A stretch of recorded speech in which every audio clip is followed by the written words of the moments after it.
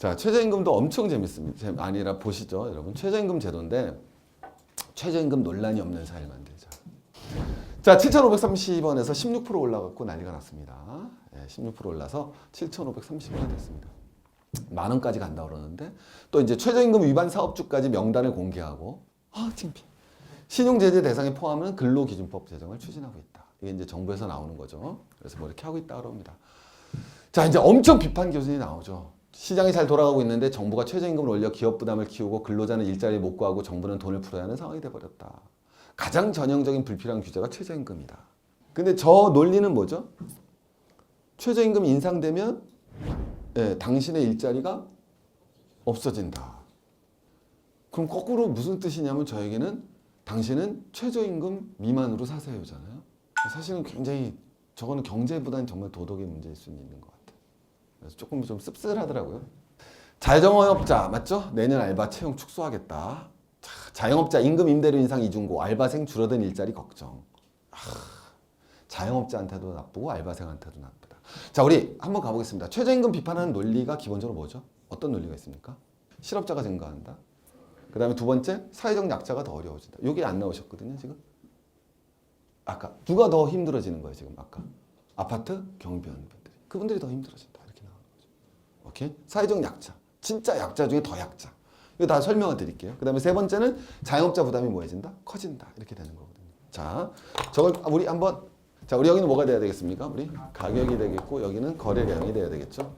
노동은 여러분 생산물 시장이 아니라 생산 요소 시장이기 때문에 오케이? 생산 요소, 노동, 자본, 토지, 생산 요소 시장이기 때문에 수요자가 가게가 아니라 수요자가 뭐가 되겠습니까? 기업이 되겠죠. 사람을 필요로 하는 거는. 그 다음에 공급자가 누가 되겠습니까? 바로 사람들, 다르게 얘기하면 가게가 돼야 되겠습니다. 그죠? 자, 그럼 여러분 임금은 어디서 결정되겠습니까? 여기서 딱 결정이 되겠죠. 그래서 여기는 뭐가 돼야 되겠습니까? 임금이 될 거고요. 여기는 뭐가 돼야 되겠습니까? 고용자 수가 돼야 되겠죠. 이거죠, 기본적으로. 맞죠? 자, 최저임금 제도라는 건 임금을 이거 이상 받지 마라고 하는 겁니까? 아니면 이렇게 하는 거죠? A예요, B예요? 최저임금제는? 당연히 B죠. 얼마 이하로는 하지 마. 7,530원 이하로는 하지 마죠. 그럼 시장에 맡기면 사실 얼마로 결정될 수 있는 거야? 5,000원, 6,000원에 결정될 수 있는데 더 높은 가격에서 맞죠. 그래서 이렇게 최저임금제 실시한다는 거죠. 그렇지 않겠습니까? 자, 그럼 이제 어떻게 될까요? 자, 옛날엔 고용자 수가 50명이었어요. 그런데 기업 입장에서는 가격이 올라가니까 고용을 늘리겠습니까? 줄이겠습니까? 줄이겠죠. 그래서 30명밖에 안 고용하려고 그러죠. 근데 옛날엔 이때는 가격이 임금이 5,000원일 때는 50명이 일하려고 그랬죠. 근데 이제 가격이 얼마가 됐어요? 더 비싸졌죠. 그럼 이제 일하려는 사람 몇 명 됐습니까? 70명 됐죠. 자, 일하려는 사람 70명 중에서 고용되는 건 몇 명밖에 없어요? 30명.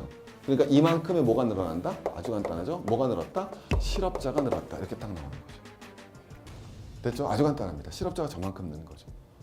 자, 그 다음에 사회적 약자가 어려워진다는 얘기는 무슨 뜻일까요? 이 논리는 이거거든요.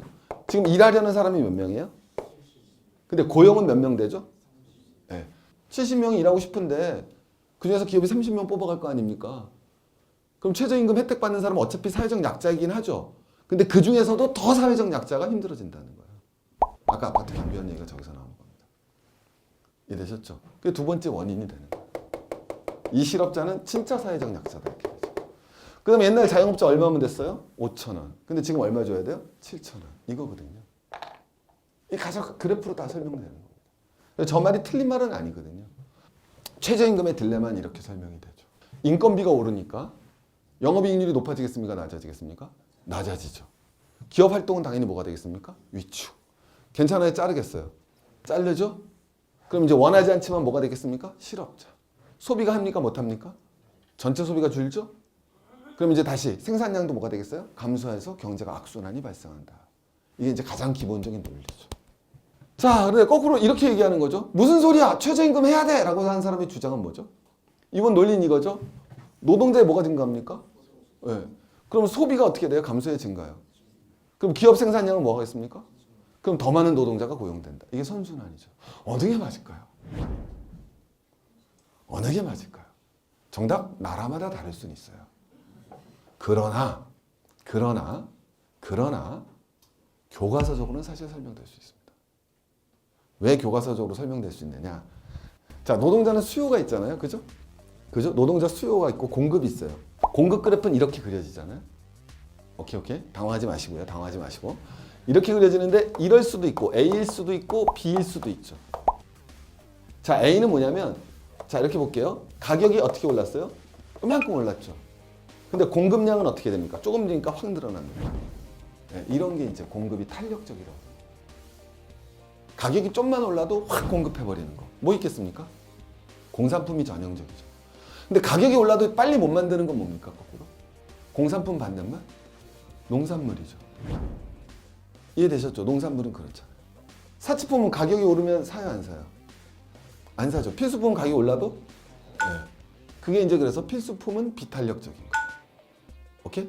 그 다음에 사치품은 무슨 적이고? 탄력적이고. 자, 이제 하나만 얘기 들었습니다. 이게 배추죠. 배추는 무슨 품입니까? 수요는 무슨 품? 필수품.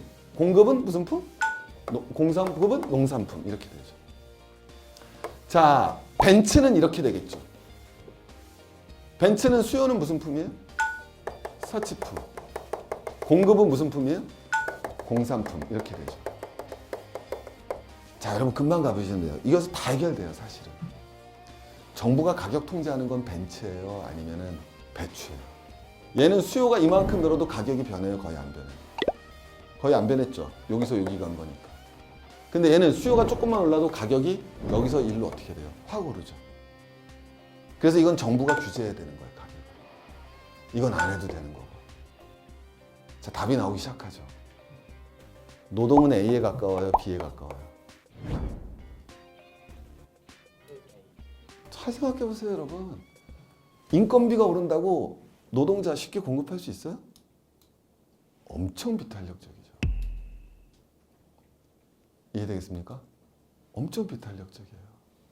여러분, 기업하는 사람 입장에서 사람 한 명 뽑기 쉽습니까? 어렵습니까? 어렵죠. 뽑을 때 마음에 들어도 어때요? 엄청 두렵죠. 그죠? 기업 환경 좀 좋아졌다고 사람 뽑기 되게 힘듭니다. 그래서 공급도 수요도 둘 다 비탄력적인 거죠. 이해하시겠습니까? 자, 그래서 노동 가격, 임금에는요, 정부 규제가 필수적인 거예요. 그래프로 다 설명이 되는 겁니다. 두 번째, 진짜 중요했던 논쟁은 이거죠. 아까 결국 최저임금을 하면은 반대하는 사람들의 주장 중에 하나는 뭐였습니까? 소비가 는다 준다. 그죠? 거꾸로 이쪽은 뭐예요? 소비가 는다. 다르게 얘기하면 소비하려면 뭐가 있어야 되겠습니까? 인건비가 있어야 되죠? 그럼 하나는 뭐라 그러는 거예요? 결국 노동자가 받는 총 임금이 준다. 하나는 노동자가 받는 총 임금이 는다죠. 이렇게 돼 있었죠. 그럼 이만큼이 노동자가 받는 뭐였겠습니까? 임금이죠. 최저임금제 한번 실시해 볼까요? 자, 이렇게 돼서 이렇게 내려오죠. 자, 그러면 여러분, 빨간 거가 늘어난 임금이죠? 파란 게 뭐해진 임금이에요? 그래서 최저임금제는 교과서 이론적으로는 실시하면 총 노동자의 소득은 증가하게 돼 있습니다. 왜? 노동의 수요와 공급이 비탄력적이기 때문에. 아주 간단한 겁니다. 여러분. 그럼 여러분, 어떤 데는 최저임금을 실시해도 별로 효과가 없겠어요? 노동이라고 다 비탄력적인 게 아니죠. 굉장히 탄력적인 데도 많죠. 가격이 좀만 올라면 공급이 확 변하는 데가 있습니다. 어떤 데냐? 여러분, 일용작부 노동자. 저도 해봤었지만 일명 노가다. 노가다 5만 원이잖아요. 그죠? 5천 원 더 줄게 하면 사람들 어떻게 돼요? 쫙 몰려들죠. 근데 4만 5천 원 줄게 하면 어때요, 사람들? 안 해. 다 나가잖아요. 그런데 최저임금제라도 그건 뭐가 돼야 되겠습니까? 거꾸로 그런 노동시장은 가격에 비해서 무슨 적이다? 탄력적인 노동시장이죠. 그죠? 이런 데는 원래 임금이 이런 건데 최저임금제 실시해버리면 이거보다 이게 훨씬 더 크기 때문에 사회 전체의 임금은 줄어들겠죠. 근데 이건 예외적인 거고 기본적으로는 이렇다. 교과서에는 없는 얘기입니다. 굉장히 재밌는 거죠. 자, 두 번째는 뭐가 되느냐? 아주 간단하죠? 그럼 어쨌든 이만큼의 뭐가 발생했습니까? 그렇죠. 그래서 이게 정부가 해줘야 될 몫이에요. 이만큼. 이만큼을 정부가 뭘 해야 되겠습니까?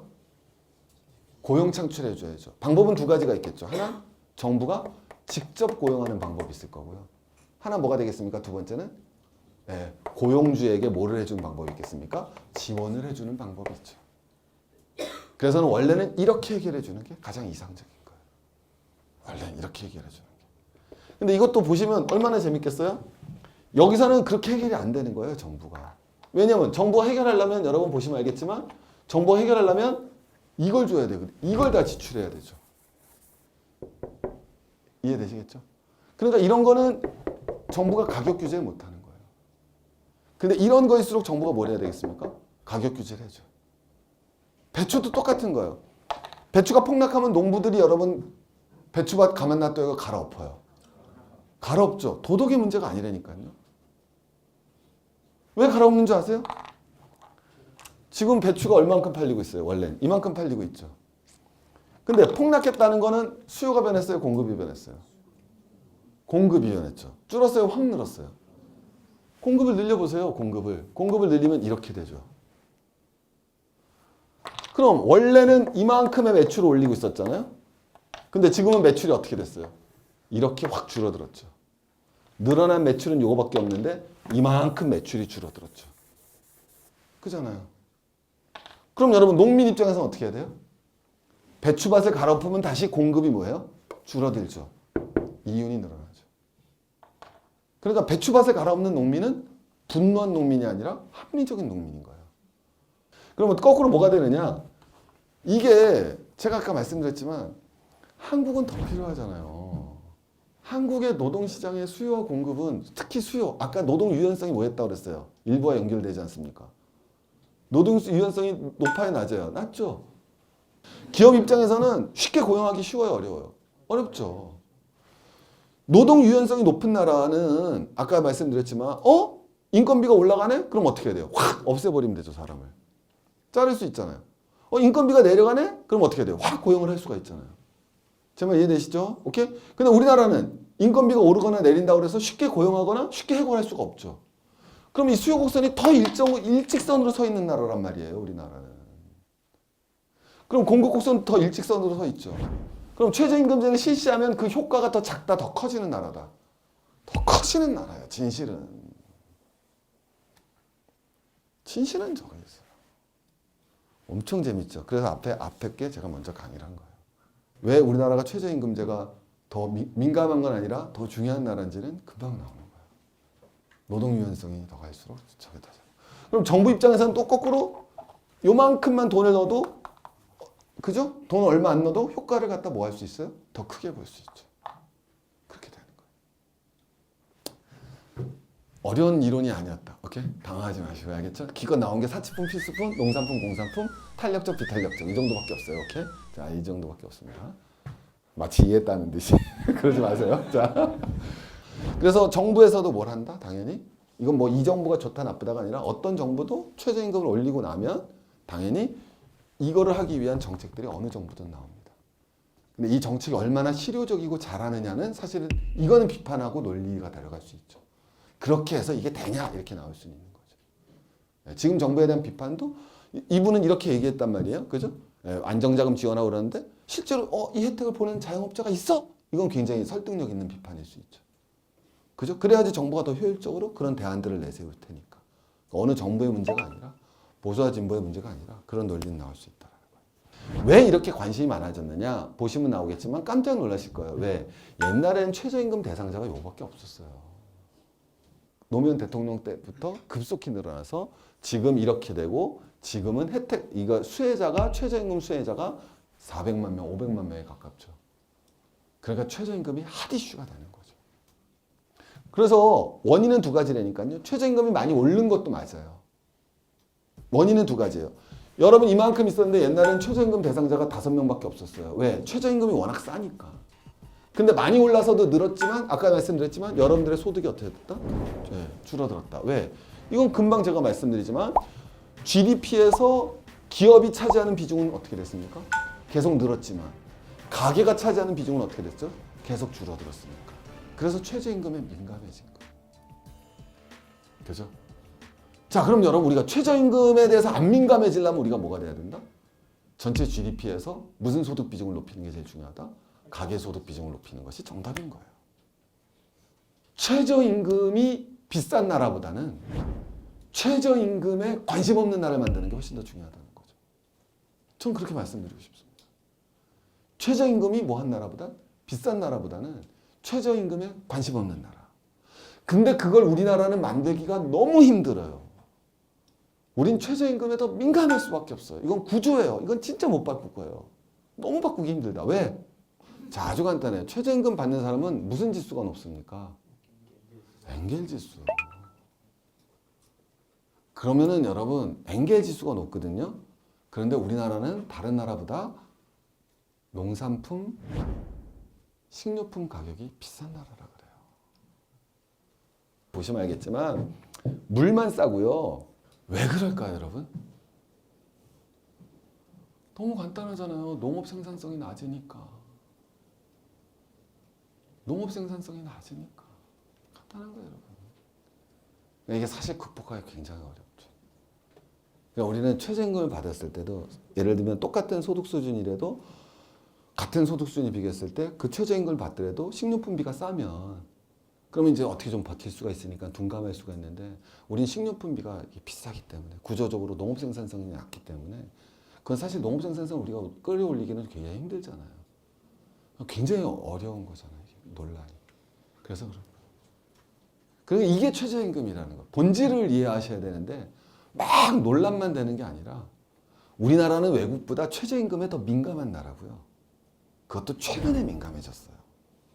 그 두 가지를 이해하셔야지 최저임금에 대해서 이해를 해주는 거예요. 도덕의 문제가 아니라고요. 여러분, 최저임금에 관심이 없는 사회가 좋은 사회죠. 옛날에 우리 요순 시대가 뭐라 그래요? 대통령이 누군지 모르는 시대가 제일 좋은 시대처럼 최저임금이 얼마인지 모르는 시대가 제일 좋은 시대예요. 당연한 거 아닌가요? 최저임금에 우리가 이렇게 민감해졌다는 얘기는 우리 삶이 그만큼 팍팍해졌다는 것의 반증이죠. 거기에 해당되는 수혜자가 점점 늘고 있다는 거죠. 그죠? 그 느는 이유는 딱 두 가지예요. 하나, 최저임금이 빨리 오르거나 수혜 대상자가 늘어난다는 것. 맞죠? 아니면 여러분의 소득이 빨리 떨어지거나 일두주거나죠. 그 두 가지가 다 벌어지고 있으면 최저임금에 여러분들은 훨씬 더 민감할 거예요.